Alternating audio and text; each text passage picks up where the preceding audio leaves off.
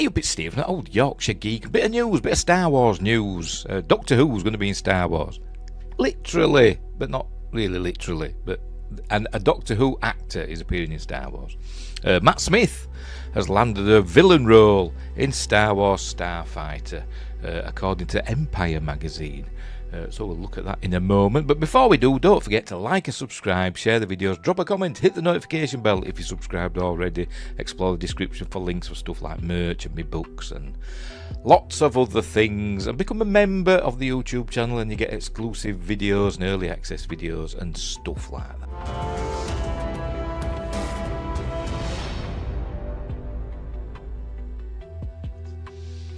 Right, so let's have a look at this article, shall we? Let's have a look. There it is from Empire. Matt Smith lands villain role in Star Wars Starfighter opposite Ryan Gosling, and there he is, presumably at some shindig for House of the Dragon, looking mean. Matt Smith is not an old. When he became Doctor Who, he was like 24 years old or something like that. He's one of these actors that's always looked old. He's like Peter Cushing, isn't he? He's always looked old. Anyway, Matt Smith's Infinity Gauntlet of nerdy IP. That's a weird thing for him to say, isn't it? Because he's not been in the MCU, has he? Has he? Correct me if I'm wrong. I don't know. Maybe he has. Anyway, Matt Smith's Infinity Gauntlet of nerdy IP, if I can say it, is about to add another stone. And this one's coming from a galaxy far, far away drinking game. I haven't got a drink with me. Never mind. Yes, having made bow ties cool and fish finger and custard sandwiches. No, not sandwiches, it was fish fingers and custard, which I've not tried. I like fish fingers and I like custard. I've never tried them together, but I have tried bacon and banana sandwiches, which are surprisingly nice. But anyway, that's as well as may be. Where were we? Yes, having made bow ties cool with his stint as Doctor Who's 11th Doctor, donned the blonde... that rhymes, as Daemon Targaryen in House of the Dragon, thrown some shapes as Bloodsucker Milo in SPUMC's, what's that, it's the Spider-Man universe, isn't it, at Sony? So I don't know what SPUMC stands for. I can't work it out in my ape brain. Anyway, in Morbius, which I didn't mind. I'm one of these weird people that actually I didn't mind Morbius. But particularly Matt Smith, who were pretty good in it, I think. He was hamming it up and having a whale of a time. Anyway, and being a T-5000 in Terminator Genesis, he wanted it a lot, wasn't he? Smith is getting ready to make the jump to light speed for Sean Levy's upcoming Star Wars Starfighter. Per Deadline's reporting... Oh, I should have gone to Deadline first, shouldn't I? Never mind. Smith has landed the villainous role opposite Ryan Gosling's heroic lead in the Deadpool and Wolverine filmmaker's first Star Wars feature. As we learned at this year's Star Wars celebration in Tokyo, Starfighter, described specifically and repeatedly by Levy as a standalone adventure with all new characters, is the first Star Wars film set after the events of The Rise of Skywalker, with the action set to take place 5 years after Rey and Co.'s last adventure. As you would expect then, details on who exactly Smith will be playing are vanishingly thin at this stage. Well, beyond sources noting that his is set to be a key role. So does that mean he's not going to be in it that much, but he's kind of important in the background? Like the Emperor was important in the original Star Wars, but you never saw him until his hologram in Empire, and then we saw him finally in Return of the Jedi, didn't we? But we knew he were around, didn't we? Is it going to be those sort of things? Don't know. Probably not. Nevertheless, news of Smith's casting is intriguing, following as it does less than 2 months on from the revelation that ex-trilogy star Mia Goth will be Starfighter's lead baddie. See? I like Mia Goth, by the way. I like the ex-trilogy, most notably Pearl, which I think is an amazing film, and she should have won an Academy Award for that film. Mia Goth is an amazing film. Anyway, Mia Goth will be Starfighter's lead baddie, a character rumoured to be the leader of a group of space ruffians. And rapscallions, who are out to get the young nephew of Gosling's protagonist. It'll be interesting then to see whether Smith's character is part of Goth's crew or a threat coming from another angle at our hero. Penned by Levy's The Adam Project scribe Jonathan Tropper, Star Wars Starfighter is due to start shooting in England later this year, with the movie currently due to release on 28th of May 2027. Almost a year exactly after Jon Favreau's 22nd of May 2026 slated The Mandalorian and Grogu, which will make no money. Well, it will, but it won't make much money, in my opinion. It's not going to be $1 billion movie. Anyway, maybe it'll surprise us. Arrives in cinemas. With one new Star Wars... I hate when they do that. Just say Star Wars. I'm in a Star War. I hate it when people say that. With one new Star Wars film in the can, another casting up and locking into film before 2025 is through.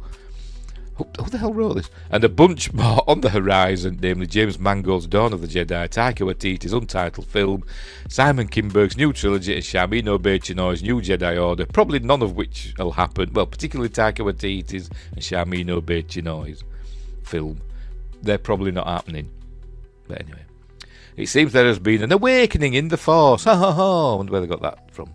Over at Lucasfilm. Have you felt it? So, thank you. Who wrote this? Jordan King over at Empire. I should have gone straight to Deadline, but never mind. But this isn't the first time that Matt Smith has been associated with Star Wars, is it? Because it was supposed to be in Rise of Skywalker, wasn't it? Remember that stuff going around at the time, before Rise of Skywalker came out? And they're saying his role, it filmed his role, and they were going to play this bad guy. Some were saying another, like a version of either the Emperor or Snoke, but then he said he were never in it. But anyway, this were in what were this in the playlist? Matt Smith says his scrapped Rise of Skywalker, Rise of Palpatine role was transformative and would have meant a shift in the history of the franchise. This was back in 2021.